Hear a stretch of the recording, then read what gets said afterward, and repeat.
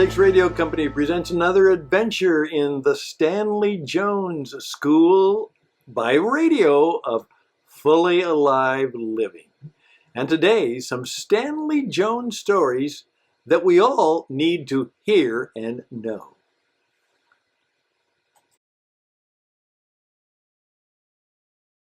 Greetings once again, and welcome, my friends, to another edition of the Stanley Jones Radio School for Fully Alive Living. My name is Stan Houston, and it's my privilege and my pleasure to be with you once again today to hopefully learn a little bit more about how we could be fully alive, starting right now and, of course, forever.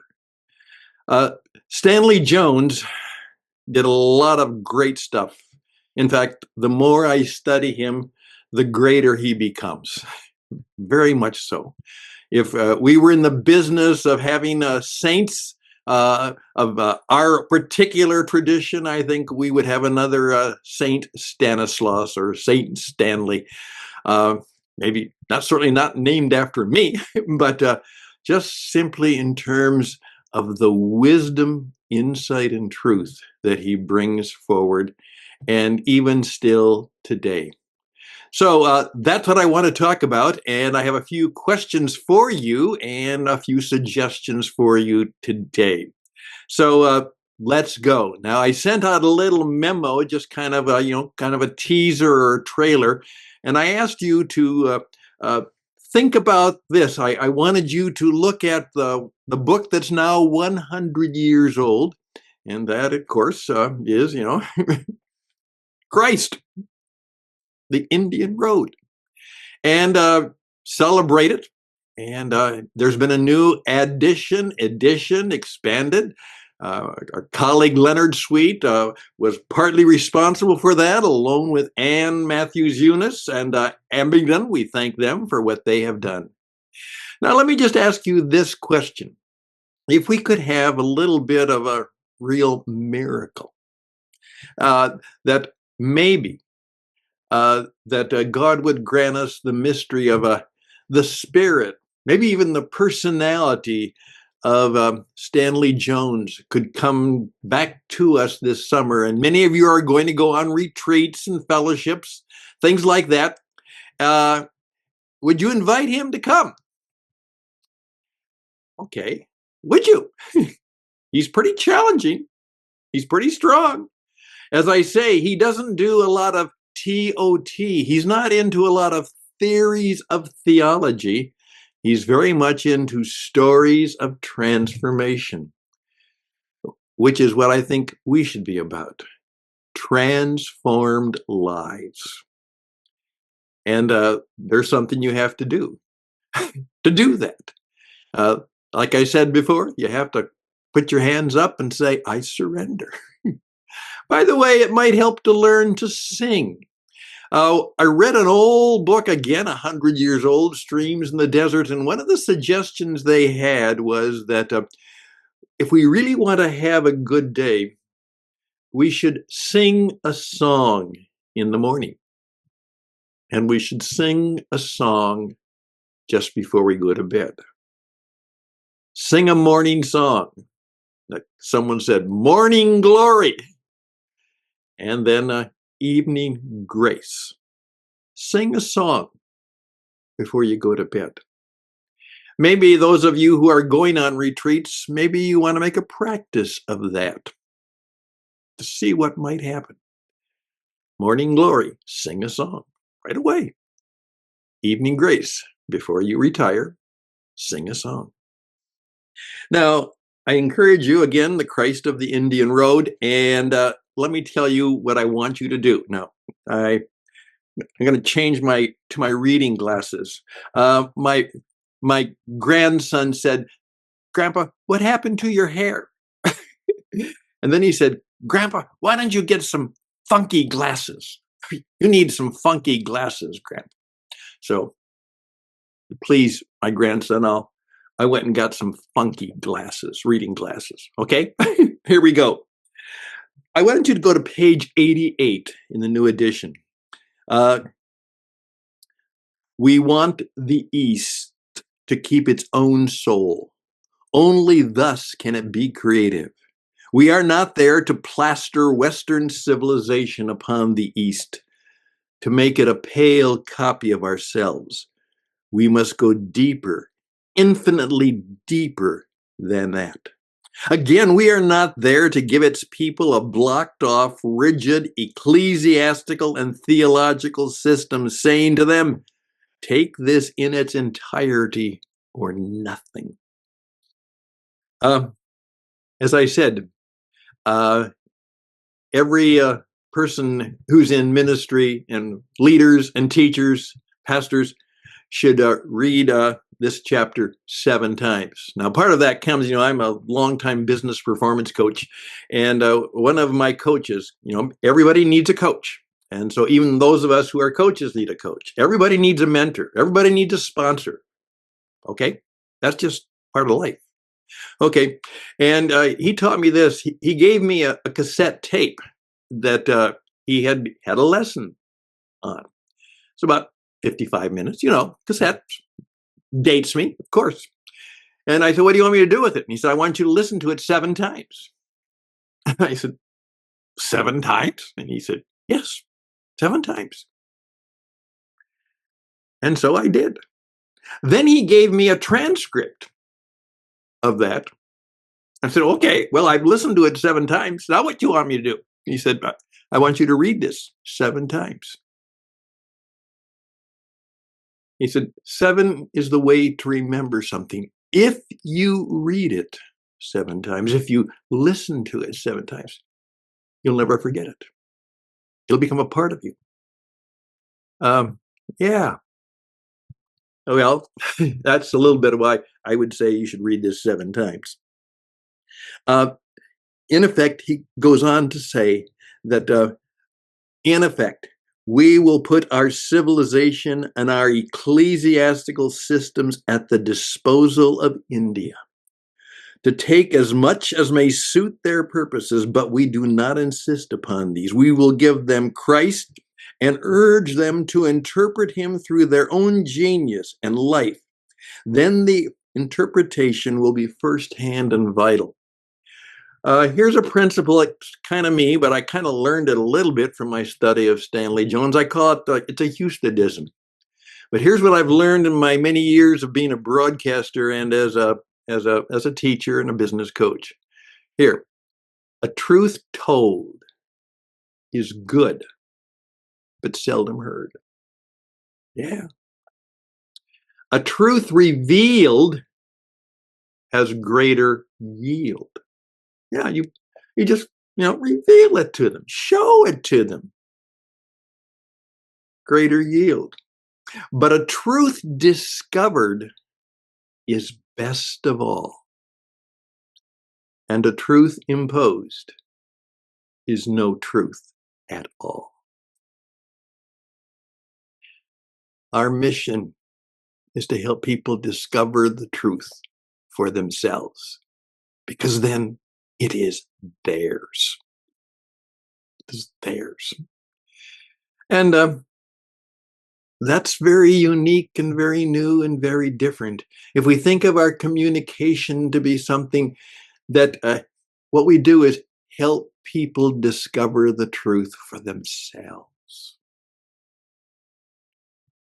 I told a young pastor who needed some counsel, I said, you know what? You're a good and bright young man, but when you speak, I get the feeling that you're preaching at me. At me. And sometimes I get the feeling that maybe it's a little better, you're preaching to me. You know what?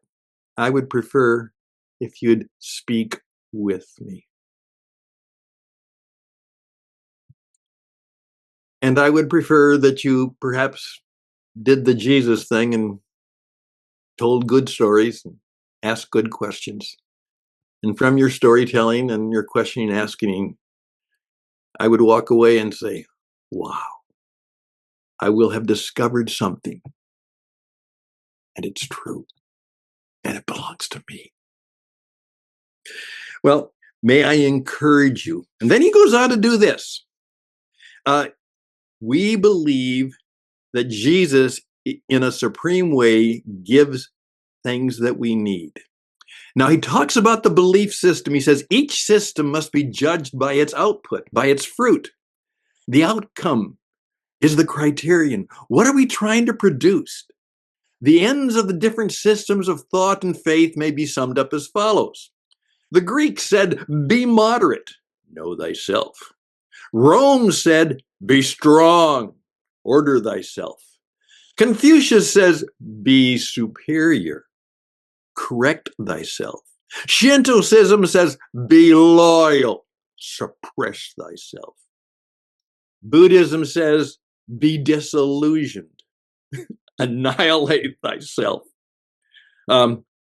Judaism says, be holy, conform thyself. Modern materialism says, be industrious and enjoy yourself.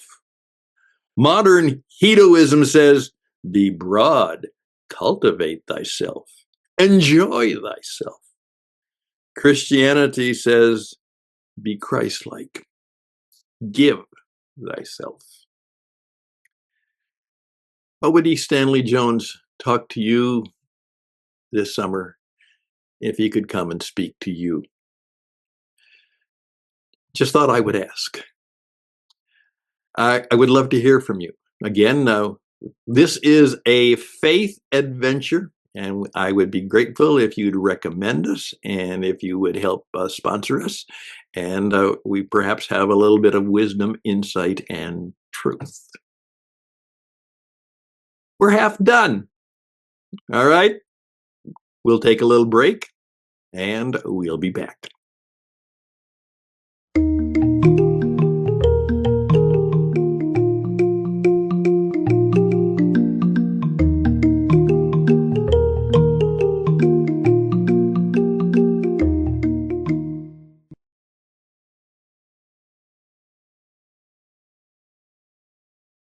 Greetings and welcome back. And during the break, my wife said to me, Stan, I think you can put your regular glasses back on. And usually I do what she tells me to do. Here in the second part, I wanted to spend a little time with this book here. It, again, has struck me deeply. Now, thanks to Anne Matthews Eunice, who many of you know, the granddaughter of Stanley Jones, has done the incredible, wonderful work. She single-handedly has been the woman behind the preservation and the restoration and hopefully the legacy leaving of the work of Stanley Jones. Other organizations have kind of, yes, they've acknowledged him, tipped their hat to him, but she is the one who has faithfully through the years done the work of getting the works republished in bigger print from oftentimes what were called the wartime editions, and preserving the real written legacy of Stanley Jones, and actually having books about her, the wife. Yes, remember the story of Mabel. And this is another book that she put out, The Life and Ministry of Mary Webster, a witness in the evangelistic ministry of Stanley Jones. And this book is, I've been struck by it. I've started to read it. And right off the bat, there were things that I would recommend that you actually spend some time with too. So if you haven't read this book, I would encourage you to go to the StanleyJonesFoundation.org or eStanleyJonesFoundation.org, and perhaps you can order the book. Now, Anne and the foundation have been ones who have really been supportive of this, my effort, and hopefully our effort together to create living encores of Stanley Jones, and then to create living messages on the video that'll be around. The internet videos will be around for a long, long time. And there will be people who can actually see people tell the story, get the coaching, and more understand just how significant his work and word was and still is. And as I read, I am more and more convinced that he's still a man ahead of his times. And one of the reasons was that in the introduction that Anne wrote for this book, may I just share some things? And I had said before that I thought it was very important that pastors and preachers and professional people would read the chapter there on what really is mission about. But this is also something that I would really encourage our professional clerical people to get involved, because here's the story she tells. Jones was convinced that the revitalization of the Christian church was going to come through the laity. He pointed out, for example, that Jesus was a layman, and it was a group of scattered, non-apostolic Christians who founded the church at Antioch. However, according to Jones, in the 3rd century, the laity was pushed to the edges of the church, and the clergy became the focus and the central decision makers. Jones comments on this history recorded in Acts 6:4 of the relegation of the laity to the edges of Christianity. Now, here's what he said. Think about this. I have the feeling that the disciples made a bit of a blunder when they said, we will give ourselves, okay, next page, here we go. We will give ourselves to prayer and the ministry of the word, and we'll turn over this other work, that is the serving of tables, to the lay people. Now, that may seem a very spiritual step. The apostles would give themselves to prayer and to the ministry of the word and turn over to the lay people the manage of the material side of things. He goes on to say, personally, I've come to the conclusion that they missed their step. At this point, they drove a little bit of a wedge into the life between the material and the spiritual. The spiritual was up here and the material was down there. The apostles would give themselves to the spiritual, and another group, a lay group, would give itself to the material. I believe this is part of the problem of the sacred and the secular distinction between the spiritual and the material. Well, I would really encourage you to read more of what Anne has to say in the introduction, because I'm a lay person. You know, I'm not a pastor, a preacher, a prophet. I have none of those. I was commissioned as a missionary because as a lay person, I went out as a missionary broadcaster because that's what I was. I was a teacher and a broadcaster, but I wasn't a theologian. I didn't go to seminary or anything like that. I oftentimes say that I'm just kind of a little bit of an overeducated disc jockey who is in love with Jesus. And since I'm a broadcaster, I want to share God's wisdom and tell the Jesus story. And of course, that's part of the attraction of Stanley Jones, is that he was offered kind of the role of bishop to be an ordained person. And I think the story is that as soon as he was appointed, he resigned. And he preferred to go by brother, as a brother, sister, rather than by the more formal titles that we usually give. And that he did not go, even though he had come under the commission of the Methodist congregations, who are very much methodical, mission-minded people. He knew that he was called not to be an American Methodist missionary. He was called to be a witness to Jesus in India. And so what is true is the story of Mary is a story of a very unique person who was very much involved in the ministry of Stanley Jones, and her ups and downs and backs and forth, her very human story of being a woman. And keep in mind, before women were given almost any real significant role in the church, she was a significant lay minister, lay witness, and certainly a real partner in the ministry of Stanley Jones. And her story is so well put together. And I would really encourage you to go to the Stanley Jones Foundation. And, some of you are going to go on retreats. I would encourage you to perhaps get a copy of this book. And while you're doing your retreat, why don't you read it? Or why don't you share some of the stories together?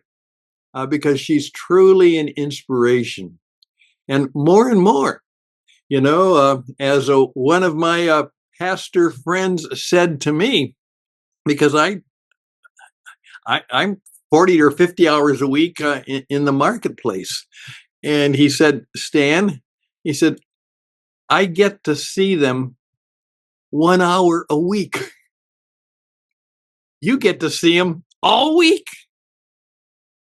And so, you're going to have to be a minister. And he said, you're going to have to be a kind of a fifth gospel.